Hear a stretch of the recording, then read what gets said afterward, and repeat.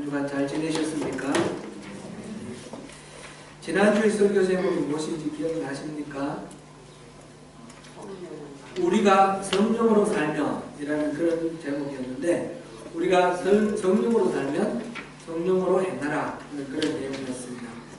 우리가 육체의 소욕대로 살면 육체의 일, 곧 죄를 저지르게 되는 것이고, 성령에 따라 살면 성령의 열매를 맺어서 우리 성품이 변화되어서 예수님의 성품으로 그렇게 닮아간다라는 그런 내용을 보았습니다. 그러면 성령으로 사는 사람은 어떤 사람일까요? 갈라디아서의 중심 내용이 바로 율법으로 구원받는 것이 아니라 믿음으로 구원받는다라는 것이었고, 믿음으로 구원받기 때문에 우리 신앙생활은 율법을 지키려고 애쓰고 분투하며 살아가는 것이 아니라 믿음 가운데 성령님이 인도하시는 대로 믿고 순종하며 따라가는 그런 삶이다. 그러면서 그 속에서 자유함을 누리는 것이 신앙생활이다 하는 것을 우리 갈라디아서를 통해서 계속해서 보고 있습니다. 계속해서 성령으로 시작했다. 또 성령으로 믿음을, 그 다음에 성령을 따라 행하라. 성령으로 살면 성령으로 행하라. 제가 지금 갈라디아서 강의하면서 성령과 관련해서 이렇게 설교 제목에 성령이 들어간 게 이렇게 많습니다. 그만큼 이 갈라디아서는 성령을 중심으로 신앙생활하기를 강조하는 그런 성경이다, 이렇게 말할 수 있습니다. 갈라디아서를 통해서 우리에게 원하시는 것은 우리가 영성 깊은 사람, 영적인 사람, 그런 사람이 되기를 원하는 것입니다. 육적인 존재에서 벗어나서 고린도전서 3장에 보면 육신에 속한 사람, 육체에 속한 사람, 육신에 속한 사람, 신령한 사람, 이렇게 세 단계로 나누어지는데, 육체에 속한 사람은 아예 안 믿는 사람이고, 믿더라도 육신에 속한 사람이고 신령한 사람이 있는데, 우리가 육신에 속한 사람으로 머물러 있지 말고 신령한 사람이 되라. 이게 바울 사도의 편지를 통해서 하나님께서 우리에게 요청하시는 말씀입니다. 우리는 모두 다 신령한 사람, 영적인 사람, 그런 사람이 되어야 됩니다. 신령한 사람 하니까 어떤 생각이 납니까? 산신령 같은 그런 생각이 떠오르지는 않는지 모르겠습니다. 오늘 우리가 어떻게 하는 것이 이 영성 깊은 삶인지, 영적인 삶인지, 그걸 오늘 본문을 통해서 더 깊이 한번 살펴보겠습니다. 먼저 1절부터 5절까지 내용은, 그 주제는 다른 사람이 잘못했을 때 신령한 사람들이 하는 행동 양식입니다. 다른 사람이 잘못했을 때 어떻게 하는가? 우리 물론 이 잘못했을 때만이 아니고 모든 경우에 다 해당되는데, 특별히 잘못했을 때를 지금 보면서 우리 인간관계 속에서 어떻게 하는 것이 신령한가 그를 살펴보겠습니다. 바울 사도가 여기서 언급하는 내용은 어떤 사람이 범죄한 것이 드러날 때 어떻게 할 것인가 하는 본면인데, 그것을 바로잡으라 하는 것이 결론입니다. 이 구절에 사용된 범죄라는 말은 고의로 짓는 그런 죄가 아니라 얼음판을 걷다가 넘어지는 것, 실수하는 것, 자기는 원하지 않지만 이렇게 넘어지는, 우리 인간의 원성의 연약함 때문에 넘어지는 것을 말하고 있습니다. 훌륭한 사람도 뜻밖에 넘어질 때가 있습니다. 그런데 문제는 이 일이 드러나서 공개적으로 모든 사람들이 알게 되어버렸다는 것입니다. 이게 드러나지 않을 때는 혼자 회개하고 이렇게 하고 넘어갈 수 있는 문제인데, 이게 드러나서 교회에 사람들이 알려지고 바깥에 알려지고 이렇게 됐을 때, 그럴 때 어떻게 해야 되느냐 하는 것입니다. 여기에는 두 가지 극단적인 반응이 흔히 나타납니다. 첫 번째로는 잘못에 대해서 아주 가혹하게 비판하고 정죄하는 그런 반응입니다.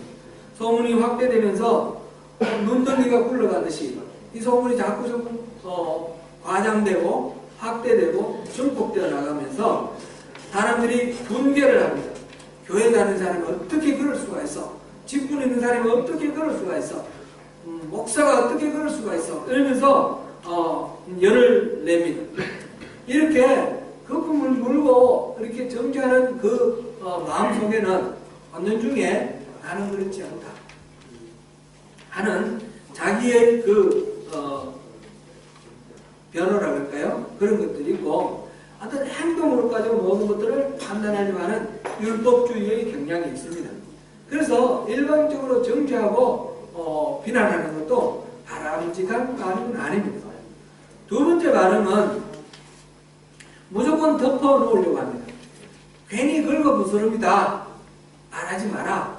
교회에서 은혜로 덮어야지. 그러면서 이렇게 가려두려고만 합니다. 예수님께서도 용서하라고 했지 않느냐? 누가 완전한 사람이 있느냐? 그런데 이런 식으로 무조건 덮어놓으려고 하는 그런 반응은 이 잘못된 것에 대해서 이것을 고치거나 바로잡으려고 하는 그런 노력이 없이 이것을 심화시켜버리는 그런 결과가 되기도 합니다. 이렇게 덮어두려고 하는 데는 주로 교회가 이 소문 때문에 교회가 어떤 영향을 입고 피해를 입을까 하는 그런 교회를 지키고자 하는 그런 생각에서 발생되는 경우들이 많이 있습니다. 오늘 본문에서 사도 바울은 그런 반응, 두 가지 반응, 극단적으로 정죄하거나 덮어놓거나 이런 방식이 아니라 다른 반응을 말합니다. 범죄한 일이 드러나거든 온유한 심령으로 그것을 바로잡으라. 이것이 성경적인 처방이고 이것이 바로 우리가 영적인 방법이다. 이렇게 볼 수 있습니다. 잘못한 사람을 처벌하는 것이나 교회가 당한 어려운 상황 속에서 모면하는 것, 그것이 목표가 아닙니다. 한 영혼이 잘못을 이겨내고 바로 서도록 덮는 바로 세우는 것이 목표인 것입니다. 회복과 치유가 목표이므로 온유한 심령으로 그를 바로 세우라 하는 것이 하나님의 이 마음입니다. 왜 그래야 합니까? 이 이유를 그리스도인의 정체성 때문이다. 그렇게 말합니다. 그리스도의 정체성으로 지금 두 가지를 얘기합니다. 하나는 우리는 서로 형제라는 거고, 그리고 우리는 신령한 사람이라는 것입니다. 1절 다시 한번 같이 읽습니다. 시작. 형제들아, 사람이 만일 무슨 범죄한 일이 드러나거든 신령한 너희는 온유한 심령으로 그런 자를 만났고 너 자신을 설명과 너도 시험을 받을까 두려워. 우리는 모두 형제들이고 우리는 신령한 사람이라는 겁니다.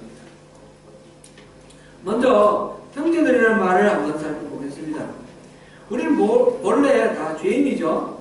아직 죄인 됐을 때 먼저 우리를 사랑하신 하나님께서 독생자를 우리를 위해서 내어주셨고 독생자 예수께서 십자가를 지심으로 우리가 죄를 용서받을 수 있게 되었습니다. 이 비밀, 이 진리를 우리가 받아들이고 하나님을 예수를 믿을 때에 그럴 때에 영접하는 자, 곧 그 이름을 믿는 자는 하나님의 자녀가 되는 권세를 주셨다 그랬습니다. 우리 예수를 믿을 때 하나님의 자녀가 됩니다. 한 아버지 하나님, 한 하나님을 아버지라고 부르는 우리 모두는 다 형제, 자매입니다. 제가 몇 번 그런 말씀 드렸죠. 이 땅에서는 제가 우리 찬샘이의 아빠지만 하나님 입장에서 하나님 나라에서는 저도 하나님을 아버지라고 부르고 찬샘이도 아버지로 부릅니다. 우리는 형제입니다. 천국에서는 형제입니다. 할아버지 30대 40대 할아버지라도 마찬가지로 하나님 앞에서 우리는 형제입니다. 그리고 핏줄 하나 섞여 있지 않는 육신적으로는 그렇지만 우리는 성령으로 거듭나서 하나님이 부어주시는 그 성령으로 우리가 태어난 형제자매. 우리는 이 땅의 육신으로 형제자매는 길게 살아봐야 60년 70년 같이 살지만 이 성령으로 거듭나서 형제자매된 우리는 영원히 함께 사는 그런 형제자매입니다. 형제 여러분, 자매 여러분, 그 믿으십니까? 아멘. 우리 서로 형제자매입니다. 우리 옆으로 한번 이렇게 보면서 인사하시면서 우리 형제 자매님을 감사하게 여깁니다. 감사합니다.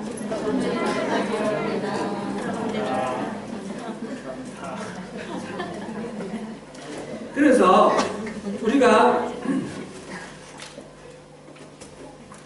형제 자매가 잘못했을 때는 그걸 가지고 그렇게 각박하게 공격하거나 이렇게 싸우지 않죠. 우리 어릴 때 우리 형제들하고 자랄 때 생각해 보면 다른 집 애들 같으면 아주 난리가 날 텐데 형제니까 또 이렇게 봐주고 뭐 이렇게 많이 있더라고요. 우리 형제 자매라고 생각하면 이거를 잘못된 것을 바로 잡아서 용납해서 다시 새롭게 회복되는 것을 원하는 것이 당연하겠죠. 넘어진 형제를 가혹하고 매몰차게 몰아붙이는 것이 아니라 그렇다고 해도 모른 척 눈 감아주는 것도 아니고 온유한 심령으로 바로 잡아서 그 영혼이 바로 서는 것이 우리가 바라는 바다. 그것이 바로 하나님이 바라시는 바다라는 것입니다. 그와 동시에 우리 자신을 돌아봐서 우리 안에 혹시 우리도 똑같은 그런 오류가 있지 않는가 자신을 살펴보아 너도 시험을 받을까 두려워라 이렇게 말씀하셨습니다. 두 번째로는 바울이 우리의 정체성을 신령한 너희들 이렇게 말했습니다. 우리는 여전히 죄인입니다. 하나님이 우리를 의롭다 하셨지만 우리가 의인이 된 것이 아니고 아직 죄인입니다. 하나님께서 우리를 의롭다라고 간주해 주신 것입니다. 그를 justification, 의인화, 의롭다고 인정해 주는 것, 그런 것입니다. 우리는 의인으로 인정받은 죄인입니다. 그런데 의인으로 인정받았기 때문에 우리를 신령하다라고 말하는 거예요. 그래서 우리를 서로 거룩하다라고 불러주고 우리를 성도라고 불러주는 겁니다. 성도라는 말이 무슨 뜻입니까? 영어로는 saints입니다. saints. 부교에서는 카톨릭에서는 성인이 따로 있습니다. 따로 있는데 성경에서는 그렇게 따로 몇 사람 구별된 사람이 아니라 크리스찬, 참된 크리스찬이라면 다 성인이라는 거예요. 그래서 saints라고 부르는 겁니다. 성도님 이렇게 부르는 거는 계급이 이렇게 낮은 계급, 높은 계급을 말하는 것이 아니라 우리가 거듭나서 하나님 나라의 백성이 되어서 우리 비록 연약하고 우리 비록 죄 많고 허물 많지만 하나님이 우리를 어렵다고 해주시고 우리를 거룩하다 구별해 주신 그런 거룩한 사람이다 라는 뜻입니다. 성도 여러분 이것을 믿으십니까? 우리는 성도입니다. 성도이니까 성도답게 거룩하게 살아야 되는 거죠. 신령한 사람. 신령하다 그러면 우리가 흔히 제가 이제 앞서서 산신령 얘기를 했는데 꼭 산신령 같은 건 아니더라도 기독교에서 신령하다, 영적이다, 영성 깊다 그러면 뭔가 이 세상하고 떨어져서 멀리 산속에 들어가서 못 닦는 것들 그런 생각이 이렇게 나옵니다. 생각이 듭니다. 어떤 세상을 초월하는 그런 생각이죠. 사람들하고 말할 때도 목소리도 좀 다르고 할렐루야 이렇게 얘기해야 되는 것 같고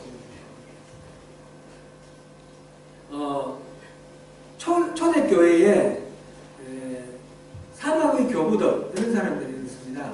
Is fathers.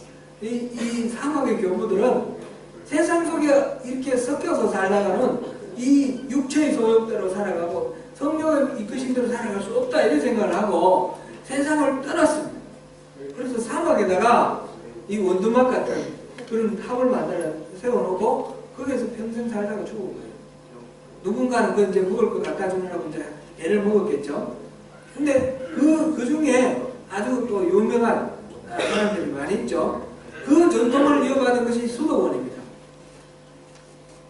수도원들의 전통도 이 세속적으로 어울려 사는 그 세상의 형제 자매와 또는 이웃들 여기서 떠나서 수도원 속에서 늘 성경 읽고 묵상하고 노동하고 이런 식으로만 살아가지 않습니까?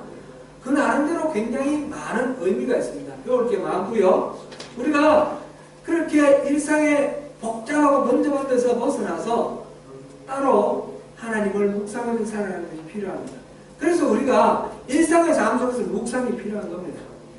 그러나 성경에서 말하는 그 거룩함, 이 신령함은, 영적인 것은 이런 식으로 완전히 우리 일상의 세속 세계를 떠나가라 이런 뜻은 아닙니다. 세속 속에 있으면서 세속 속에서 거룩하게 사는 세속 성자의 삶, 그것을 우리에게 요청하는 것입니다. 그것을 여기서는 신령한 자라고 이렇게 해놓은 것을 NIV 성경에서는 이렇게 번역을 했습니다. You who are spiritual, 영적인 존재, 너 이렇게 표현했고, AMP, Amplified Bible 이라는 데서는 이렇게 번역을 했습니다.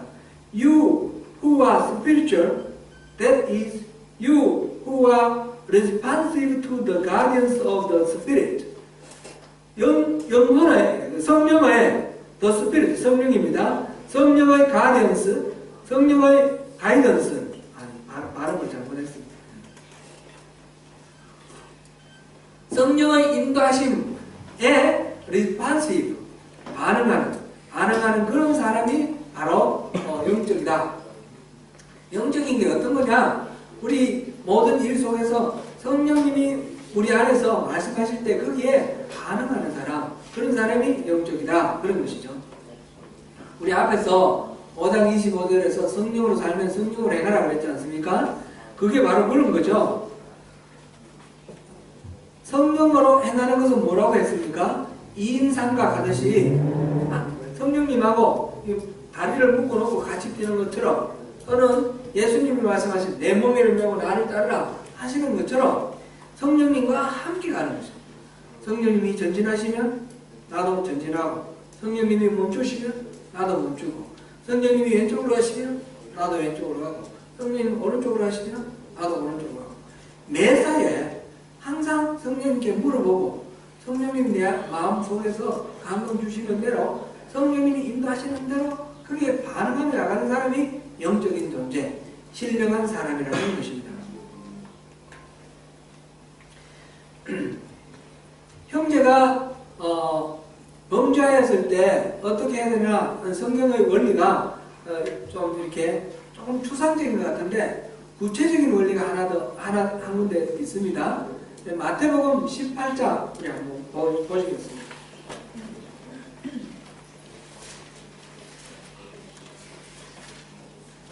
마태복음 18장 15절부터 17절까지.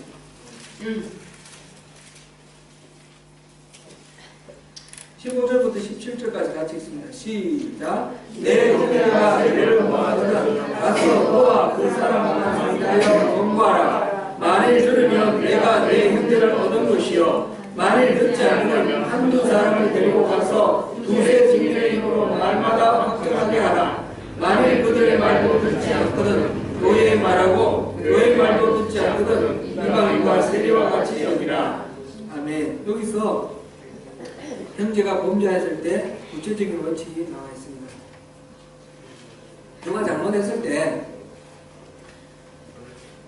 다른 사람에게 소문 내지 말고 본인에게 직접 만나서 얘기를 해주라는 거예요. 보면 당신만 알아. 그러면서 그 사람이 그랬대. 그런데 당신만 아는 게 아니라 다 알고 있어요. 소문이 다 퍼져요. 근데 당신만 알아라는 말은 이게 성립이 안 돼요. 그죠? 그래서 소문을 내지 말고 직접 당사자, 내가 뭔가 저 사람이 잘못하는 걸 봤으면 만나가지고 진솔하게 온유한 심령으로 고면을 하라는 거죠. 고면을 비난하고 정죄하는 게 아니라 온유한 심령으로 고면을 하고 이렇게 하는 게 좋겠다. 그렇게 해서 그 말을 들으면 형제를 얻은 것입니다. 그런데 만약 그 말을 안 들으면 한두 사람을 정인을 데리고 가서, 근데 그 사람이 그런 적 없어 답답하고 때릴 수가 있잖아요. 그럴 때 한두 사람을 정인을 데려가서 확정을 하라 하는 거고요. 그래도 인정을 안 하면 교회에서 치리를 하라는 거죠. 교회 공조직에서 공식적인 절차에 따라서 치료를 하고, 그러고만 안 들으면 이방인 같이 여기라 그렇습니다. 이 모든 치료 과정도 단순한, 여기서는 구체적으로 말을 했지만 절차로만 이렇게 이해를 하면 안 되고요. 절차는 이렇게 따르고 그 정신, 마음은 온유함으로 바로 세워가야 돼요. 온유한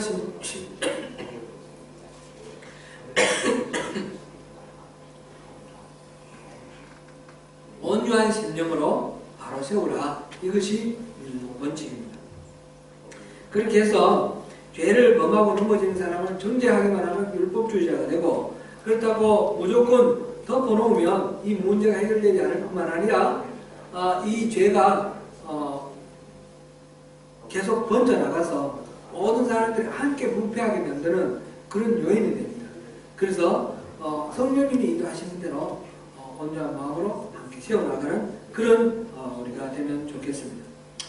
네, 그럴 때에 온유함으로 바로 세우는데 이게 또 중요한 하나의 원칙이 있습니다. 그것이 서로 짐을 지라는 것입니다.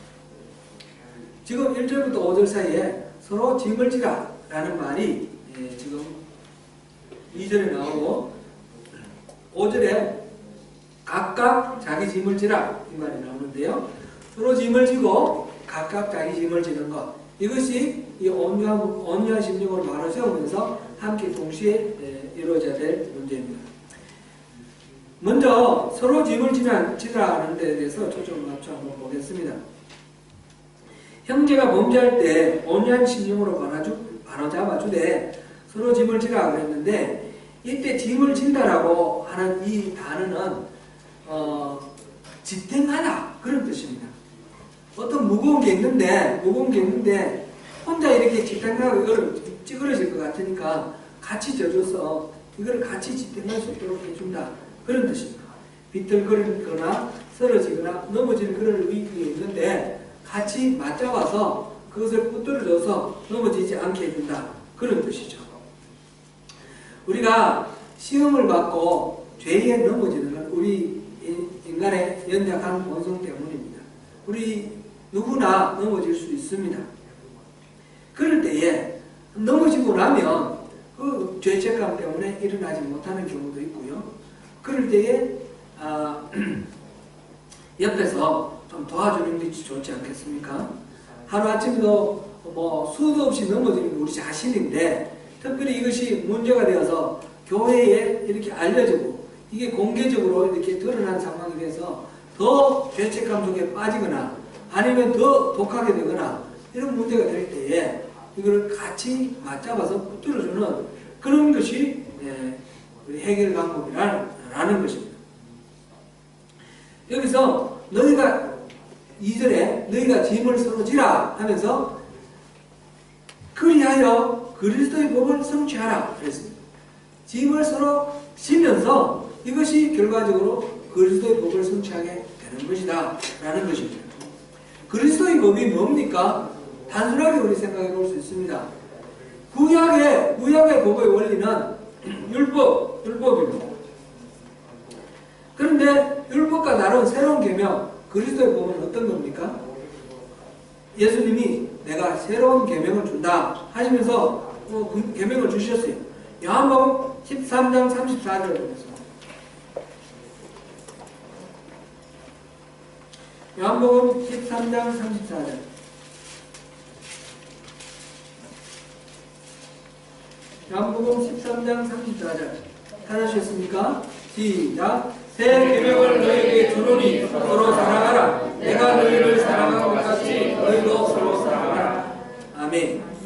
바울은 앞에서 갈라디아서 5장 13절에서 형제들아 너희가 자유를 위하여 부르심을 입었으나 그러나 그 자유로 육체의 기회를 삼지 말고 오직 사랑으로 서로 동노릇하라 그랬습니다. 이렇게 새 계명은 서로 사랑하는 것이고 사랑으로 서로 동노릇하는 것, 이것이 예수님의 새로운 계명, 그리스도의 법입니다. 자신을 돌아보아 자신도 시험을 받을까 두려워하라 1절에서 그렇게 말했고요. 그 다음에 만일 누가 아무것도 되지 못하고 된 줄로 생각하면 스스로 속이는 것이다 3절에 그렇게 말했습니다. 남을 정죄하고 비판할 때 나는 그렇지 않다 했는데 이 나는 그렇지 않다라는 것은 누구도 자신할 수 없는 부분이에요. 나도 언제든지 넘어질 수 있다라는 거예요. 그거를 무시하고 나는 괜찮아 이렇게만 말하는 것은 교만이라는 거죠. 그건 스스로 속이는 거라는 거죠. 그 다음에 4절에서는 각각 자기 일을 살피라. 자기를 돌아보면서 그러면서 새로운 그리스도의 새로운 계명으로 각각 서로 짐을 져주라 라는 것이 이 말씀입니다. 이런 짐을 서로 져라. 서로 짐을 지라. 서로라는 말하고 짐을이라는 말은 앞뒤로 왔다 갔다 하는 같은 뜻이고요. 그렇게 했는데 5절에 보니까 짐을 각각 지라. 각각 자기 짐을 지라. 이렇게 말을 했습니다. 서로 짐을 져주라는 말하고 각각 지라는 말이 좀 헷갈리는 것 같지 않습니까? 우리말로는 똑같이 짐으로 번역되었기 때문에 조금 혼돈이 됩니다. 그런데 영어 성경으로 보면 서로 짐을 지라 할 때는 burden이라는 단어를 썼고 각각 짐을 지라 할 때는 load라는 단어를 썼습니다. burden이 훨씬 무겁고 크고 어려운 것을 나타내고 있습니다. 이것이 번역된 원래 기록된 이 헬란 말로도 이 큰 짐 이거는 바로스라는 단어를 썼고 또 뒤에 나오는 이 짐은 포르티온이라는 단어를 쓰고 있습니다. 그러니까 헬란 말로 이 성경을 읽을 때는 하나도 헷갈리지 않았다라는 것을 먼저 염두에 두고 서로 짐을 지라 할 때는 혼자서 질 수 없는 짐이다. 같이 져주라 이런 거고 각자 자기 짐을 지라 이 말은 그렇다고 해서 남에게 다 맡기지 말고 자기가 책임져야 될 부분은 자기가 져야 된다. 그런 의미로 우리가 받아들이면 되겠습니다. 영어 단어에 dependent라는 단어가 있죠. dependent는 예속된 또는 의지하는 그런 의미입니다. independent라는 단어가 있죠. independent는 독립적인 의지하지 않는 그런 단어입니다. 또 interdependent라는 뜻이 있습니다. 단어가 있습니다. 이거는 상호 의존적인 그런 단어입니다. 어떤 관계가 가장 교회 공동체에 적합한 관계일까요? independent도 아니고 dependent도 아닙니다. 전적으로 의존해도 안 되고 전적으로 아무 서로 의존함이 없는 독립적이어서는 안 됩니다. interdependent. 각자 자기 책임을 감당하면서 서로 의존적으로 함께 도와가면서 함께 세워나가는 그런 공동체가 바로 교회 공동체입니다. 바로 서로 짐을 지는 그 사랑으로 우리 함께 세워져야 되겠습니다. 마지막으로 사도 바울은 영적의 삶의 실제로 말씀을 가르치는 자와 말씀을 배우는 자가 모든 좋은 것을 함께 하라 이런 말씀을 주셨습니다. 이 구절의 말씀은 오늘날의 의미로 볼 때는 목사나 전도사 같은 이 교육자들과 성도들과의 관계다 이렇게 이해하면 좋겠습니다. 확대해서 해석을 하면 이 순장하고 그 다음에 순원들하고 이런 관계까지 확대할 수 있겠지만 기본적으로는 목회자와 성도들의 관계다 이렇게 보면 좋겠습니다. 이 말씀을 제가 제 입으로 또 저에 대해서 이렇게 대접하라 하는 그런 말씀을 들으시면 거부하실 것입니다. 그렇게 듣지 마시고 일반적으로 목회자를 대할 때 성도들은 어떻게 대하는 것이 좋으냐 하는 일반적인 성경의 원칙으로 이렇게 한번 보시면 좋겠습니다. 제가 우리 교회에 오게 될 때에 청빙 절차를 거쳤습니다. 그럴 때에 제가 인터뷰를 하면서 그 말씀을 들었는데 여러분들 기억하시는지 기억하지 못하시는지 모르겠습니다. 오늘날 보편화되어서 너무나 당연한 그런 절차인데 교회에서 목회자를 청빙을 할 때에 원서를 받고 그 서류를 먼저 보고 그 다음에 서류 심사에 통과된 사람을 불러서 또 설교를 듣고 그 다음에 인터뷰를 하고 이런 방식으로 청빙을 합니다. 그런데 이렇게 하는 것은 바람직한 방법이라 볼 수가 없습니다. 이거는 기업체에서 사원 채용하는 방식 아닙니까? 이렇게 교회에서 목회자를 일꾼으로 고용하는 방식으로 목회자를 부르는 것은 청빙이라는 말에도 적합하지 않고 성경적으로도 목회자와 성도의 관계를 설정하는데 적합하지 않은 방식이다. 이렇게 봅니다. 감리교에서는 제가 정확히는 모르지만 우리 원로 목사님께서는 잘 아실 텐데 50년대, 60년대까지는 파송제도가 있었다고 그랬어요. 그래서 이 교회에서 저 교회로 본부 연회에서 이렇게 인사이동시키는 그런 방식으로 감리교에서 했다고 합니다. 지금도 구세군 같은 데서는 그렇게 하죠. 그렇게 보내는. 감리교에서는 파송제도가 지금 있는데 형식적으로만 있습니다.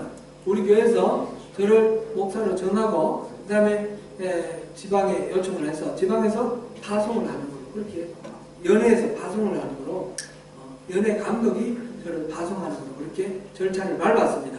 근데 실제로는 연회에서 정한 것이 아니고 우리 교회에서 정했죠. 이런 식으로 지금 형태만 남아있는 파송제인데 이전에는 직접 파송하는 그런 제도가 있었습니다. 이 파송제도가 교회 성도들의 의견을 전혀 반영하지 못한다는 그런 한계가 있기 때문에 그래서 감리교도 파송제를 그만두고 청빙제로 바꿨습니다. 이 청빙제는 장로교의 제도입니다. 장로교에서는 교회 안에서 어떤 분이 목회자를 적합할지 정해서 그렇게 불러 모셔오는 겁니다. 청빙이라는 말이 청하여 부른다, 청하여 모신다 그런 뜻이죠.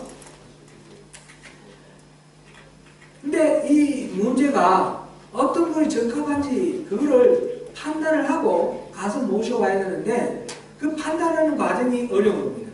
옛날에는 장로님이나 집사님들이 어떤 목사님 좋다 이렇게 이제 얘기가 되면 거기 가서 설교도 들어보고 성도님들의 어떤 반응도 보고 그러면서 교회에 와서 보고를 하고 그래서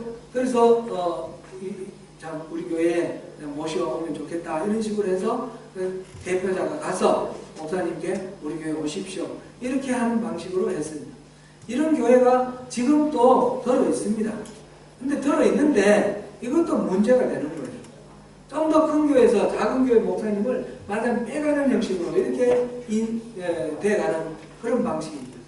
한국교회에서 이것도 요즘 문제가 됩니다. 어느 것이 좋은지 이거는 참 쉽지는 않습니다. 쉽지는 않은데 오늘과 같은 채용 절차가 문제가 더 큰 것은 확실합니다. 감리교에서는 이 교회에서 이렇게 교회 청빙제도가 갖고 있는 어떤 한계 중에 하나가 또 그런 게 있어요. 이게 지나쳐서 요즘 세습으로 많이 갑니다. 우리 교회가 흔들리지 않고 안정적으로 가기 위해서는 우리 교회 원로 목사님, 은퇴하시는 목사님 아드님이 제일 좋다. 사회가 제일 좋다. 이렇게 해서 그 원로 목사님 주로 이제 한국교회 같은 경우는 설립한 목사님 중심이 대부분이 그렇게 됩니다. 그렇게 해서 그 영향권 아래서 교회가 흔들리지 않도록 이렇게 가다 보니까 세습이 굉장히 많아진 거죠. 당장 그 교회에는 유익이 될지도 모르겠습니다. 그러나 전체적으로 한국교회는 이 교회가 사유화됐고 많은 사람들이 교회를 이렇게 비즈니스처럼 그렇게 이해를 하게 됐고 교회 전도하는 문을 확 막아버리는 그런 큰 패널이 되고 있습니다. 그래서 한국교회 세습 문제는 아주 큰 중대한 문제고 특별히 우리 감리교회가 그런 교회가 많습니다. 그 교회는 대부분 세습을 했어요. 그래서 세습 금지를 하는 법을 만들기도 하고요. 그렇게 하는데 뭐 법을 만들어 놔도 교묘하게 징검다리 세습이나 뭐 교차 세습이나 뭐 이런 식으로 편법을 사용하고 또 최근에 이제 저기 강동구에 있는 명성교회 같은 경우는 지금 세습 안 한다 하다가 세습하고 뭐 이러면서 이게 이제 뭐 법이 안 바뀌었는데도 법 바뀌었다 그러면서 우격다짐을 해버리고 이런 문제가 교회 안에 아주 심각합니다. 뭐가 답이 되겠습니까? 함께 기도하면서 답을 구해야 되는데 우리 감리교회에서는 차라리 파송제도로 돌아가는 것이 좋지 않겠느냐 그런 의견이 지금 강력하게 내도되고 있지만 아직까지는 별로 영향력은 없습니다. 우리가 지금 피할 수 없는 제도 그 절차를 따른다 하더라도 청빙을 할 때에 청빙이 일꾼을 채용한다 라는 그런 개념은 절대로 들지 않도록 정말 우리 교회를 섬길 수 있는 그런 일꾼을 모신다 그런 마음으로 청빙이 이루어지도록 기도를 하고 그렇게 수행해야 되겠습니다. 제가 뭐 당장 떠나는 거 아니니까 우리 교회 당장 닥치는 문제는 아니지만 나중에라도 우리 이 정신을 가지고 있어야 되겠다. 그래서 이 말씀을 드립니다. 그 다음으로 목회자의 생계비 지원 문제입니다. 바울 사도가 텐트 메이킹 했기 때문에 했던 것처럼 모든 목회자들은 자기 생각을 가지고 일하고 자원봉사로 교회 사역을 할 것이 마땅하다. 그것이 성경적이다. 그게 교회 사적으로 맞다 해가지고 그렇게 막 주장하는 사람이 있습니다.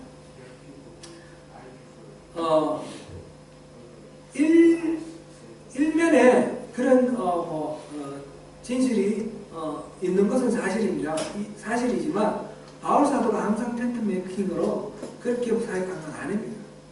일부는 텐트 메이킹 했지만 많은 경우는 성도들이 생활비를 책임을 졌습니다.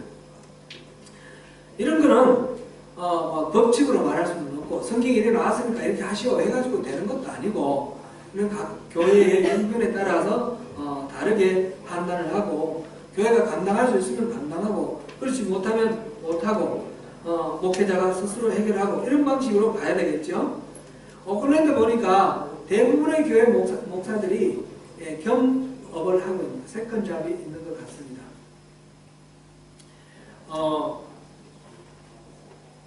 한국 교회도 우리 감리교회 같은 경우는 겸직을 하지 못하도록 법이 되어 있었는데 작년인가 법이 바뀌었다고 제가 얘기 들었습니다.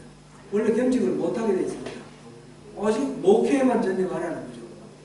그런데 현실적으로 교회가 자립이 안 되니까 어떻게 됩니까? 겸직을 하는데 그것이 다 불법이라는 거죠. 그것을 이제 법으로 그렇게 할 것이 아니라 합법화시키고 현실을 인정하자 하는 것이 교회의 이제 현실입니다. 뉴질랜드 감리교회를 보니까 이렇게 교회가 이제 성도들이 줄어들고 이러니까 교회가 자립할 형편이 안 돼요. 그러니까 교회를 몇 개를 합쳤어요. 합쳐가지고 목회자의 생활비를 책임지게 하고 그것도 안 되니까 교회 폐쇄시켜버려요. 그럼 목회자 생활비는 교단에서 정해놨어요. 연봉 얼마 이렇게 딱 정해놨어요. 그거 안 되면 합쳐버리고 합쳐가지고 안 되면 없애버리고 이것도 아니잖아요. 이게 교회가 이렇게 돼서는 안 되는 거 아닙니까? 지금 뉴질랜드 감리교회는 그런 식으로 해서 교회가 막 폐쇄되고 그 건물을 팔아버리고 막 이런 식으로 하니까 완전히 쇠퇴일로에 가고 있습니다. 고린도전서 9장 14절에서 이렇게 말씀하십니다. 우리 고린도전서 9장 14절 한번 보겠습니다.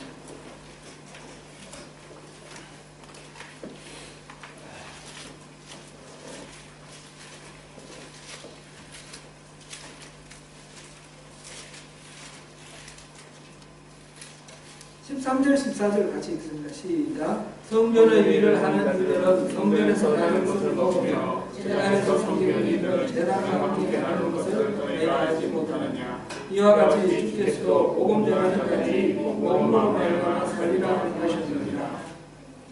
복음으로 말미암아 산다라는 이 말은 복음을 계속 읽으면 밥 먹지 않아도 배부르다 그런 뜻은 아니겠죠.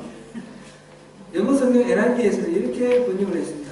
In the same way, the Lord has commanded that those who preach the gospel should receive their living from the gospel. 복음을 전하는 그것으로 생활비를 받도록 하라 그런 뜻입니다. 거저 받았으니 거저 주어라. 이게 복음 전하는 원리죠. 그런데 거저 주는데 또 거저 받은 사람은 또 복음으로 살 수 있도록 자원하는 마음으로 도우라 그런 의미로 우리가 보면 되겠습니다. 오늘 본문에서 모든 좋은 것을 함께하라 그랬는데 이 함께하다는 말이 코이노니아라는 단어에서 나오는 동사입니다. 코이노니아 자원함으로 나눈다라는 그런 뜻입니다. 목회자 말씀을 가르치는 자에게 자원하는 마음으로 나눈다 그렇게 우리가 보면 되겠죠. 목회자에 주는 사례를 우리가 급여다 이렇게 말하지 않고 사례다 이렇게 표현합니다. 영어로 말하자면 웨이지나 또는 뭡니까 셀러리 이렇게 표현하지 않고 목회자에게 주는 것은 스티펜드라거나 또는 어노레리움 이렇게 표현합니다. 이게 이제 한글로 말하자면 사례다 이렇게 합니다. 이제 한국에서는 이제 종교세 문제로 떠들썩한데 목회자에게 주는 것은 이게 페이가 아니고 급여가 아니고 사례이기 때문에 사례는 이 근로소득세 내는 대상이 아니다 이렇게 반대하는 사람도 있는데 그렇게 볼 건 아니고요. 모든 소득에 대해서는 세금을 내는 것이 맞고 그런데 그렇다고 하더라도 이 개념 자체는 다르다는 거죠. 급여가 아니고 사례다 이런 개념의 차이 이걸 이해를 해야 되겠습니다. 우리가 이제 성도들이 돈을 모아서 회비를 모아서 목사에게 회의하는 그런 관계가 아닙니다. 여러분들이 헌금을 할 때 이 목사에게 회의하려고 헌금하는 게 아니죠. 누구에게 헌금합니까? 하나님께 헌금합니다. 그죠? 각자 성도들은 하나님께 헌금을 하고 목사는 하나님으로부터 이렇게 받는 형식으로 가는데 교회를 재정을 책임지는 우리 교회 일꾼들이 이 부분을 자원함으로 서로 돕는 그런 차원에서 하나님의 물질로 목사를 이렇게 돕는다. 이렇게 우리가 이해를 하면 되겠죠. 코이노니아의 정신이 이 목회자에 대한 사례가 들어간다. 이렇게 우리가 이해하면 되겠습니다. 그러므로 목회는 단순히 노동력을 제공하고 급여를 받는 그런 직업이 아닙니다. 목회는 섬김입니다. 채용할 때와 지금 급여 이걸 두 가지를 제가 말씀드렸는데 마찬가지. 청빙도 그렇고 이제 생활비를 사례비를 책정하는 것도 마찬가지고 그런 마음으로 목회자에 대해서는 일꾼을 채용하는 그런 것이 아니라 하나님의 일꾼을 돕는 마음으로 섬기는 마음으로 이렇게 목회자를 또 구하고 목회자는 또한 내가 일을 이렇게 노동을 했으니까 이렇게 셀러리를 받는다 이런 개념으로 일을 하면 안 되고 전적으로 하나님을 위해서 내가 충성을 하는데 하나님께서 맡긴 직분이 우리 성도들을 섬기라는 것이니까 우리 성도들을 최선을 다해서 섬기는 그런 거로 하는 것입니다. 근데 제 일을 했으니까 회의 받는다 이게 아닙니다. 에베소서 4장 11절 12절을 보시겠습니다. 에베소서 4장 11절 12절 같이 읽습니다. 시작. 그가 어떤 사람은 사도로 어떤 사람은 선지자로 어떤 사람은 복음 전하는 자로 어떤 사람은 목사와 교사로 삼으셨으니 이는 성도를 온전하게 하여 몸과 일을 하게 하며 그리스도의 몸을 세우려 하시니라. 아멘. 여기서 네 가지의 직분이 나와 있습니다. 사도와 선지자와 복음 전하는 자와 또 목사와 교사. 목사와 교사는 같은 직분입니다. 한 직분입니다. 그래서 네 개의 직분을 말했는데 이게 다 말씀 전하는 사역자입니다. 말씀 사역자 중에 선교사는 지금 복음 전하는 자로 계속 있고 사도나 또는 선지자는 굳이 지금 현재 내가 선지자다 이렇게 말하는 것 자체가 좀 이상하고요. 그런 사람들이 없습니다. 그런데 이 두 직분이 있습니다. 두 직분 다음에 특별히 목사의 경우 목적이 뭐냐? 하나님 그리스도께서 목사를 세우신 이유가 뭐냐? 그는 성도를 온전케 하고 그 결과로 성도가 봉사를 하게 합니다. 이 봉사를 한다는 것은 하나님을 섬긴다는 뜻입니다. 예배한다는 말하고 같은 말입니다. 서비스한다는 봉사. 그래서 성도가 온전해서 하나님을 잘 섬기고 그 다음에 그래서 그 결과적으로 그리스도의 몸된 교회를 온전하게 세우는 것. 성도가 바로 섬으로 하나님을 잘 섬기고 그리스도의 몸된 교회가 온전하게 잘 쓰는 것. 이것입니다. 그러니까 그 전체를 아우르는 목적은 성도를 온전케 하는 겁니다. 목사는 성도를 위해 존재하는 겁니다. 목사를 위해서 성도가 존재하는 것이 아니고 성도를 위해서 목사가 존재하는 겁니다. 저는 여러분들을 위해 존재합니다. 여러분들이 온전해져야만 제가 의미가 있습니다. 여러분들이 온전해지지 않으면 저는 뭐가 있더라도 무슨 일을 해도 아무 소용은 없습니다. 하나님이 나중에 저에게 대해서 물어보실 것입니다. 너희 성도는 어떻게 온전하게 되었느냐. 이제 성도가 온전하다 이 말에 대해서는 또 여러 가지로 우리가 계속해서 살펴보기로 하고요. 믿음의 기준이 확실히 서서 말씀대로 살아가도록 성령의 인도하신 대로 살아가도록 그렇게 성도의 믿음을 세워드리는 것, 그것이 목사의 할 일이라는 거죠. 요즘 이제 부르심의 삶 성경 공부를 하면서 우리 길사님, 형제 자매님 같이 이제 대화 나누는 가운데 여러 가지 저도 생각할 게 많습니다. 생각할 게 많은데 참 요즘은 참 믿음의 기준이 많이 흔들린다 라는 생각이 듭니다. 목사님들마다 뭐 말하는 게 다 다르기도 하고 뭐 항상 말하는 거는 성경에 나오는 말씀대로 말하는데 결론은 다 다르고 그러니까 이게 뭔가 성경 말씀은 코에 걸면 코걸이고 귀에 걸면 귀걸인가 이런 생각이 들기도 합니다. 그래서 여러분들께 제가 성경 공부를 계속 강조를 하는 겁니다. 성경 공부 강조하는 이유는 제 스타일로 성도들을 만들려고 하는 그런 의도는 저에게 초도 없습니다. 성경을 읽을 때에 여러분들이 성경을 정확하게 읽고 바르게 이해할 수 있도록 목사님이 누구냐에 따라서 이렇게 이해하고 저렇게 이해하고 그렇게 안 하고 바르게 성경을 분별하여 읽을 수 있도록 믿음의 기준을 정확하게 세울 수 있도록 하는 것이 저희 목표입니다. 그래서 우리 함께 그렇게 성도를 온전케 하기 위해서 제가 헌신할 테니까 여러분들은 스스로 온전케 하기 위해서 함께 노력해 나가십시오. 그래서 분별력이 있어서 스스로 분별하고 스스로 바로 설 수 있도록 그렇게 해야 됩니다.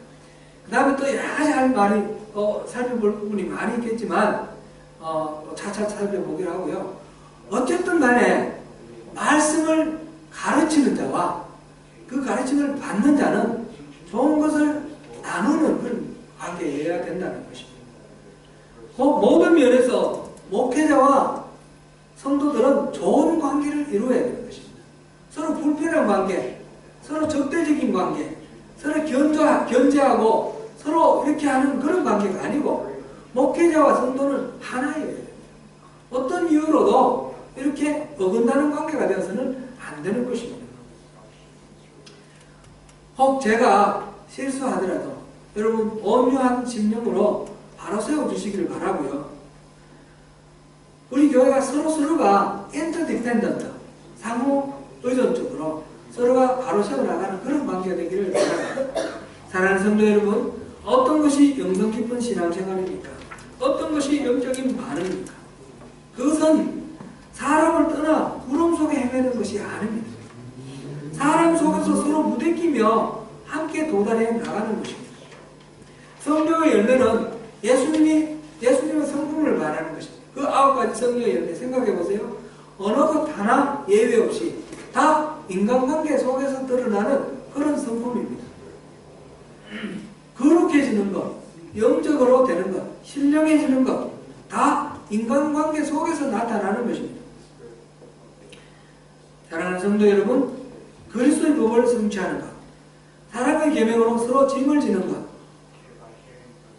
이것이 하나님이 우리에게 요청하시는 그 신령한 삶의 모습입니다.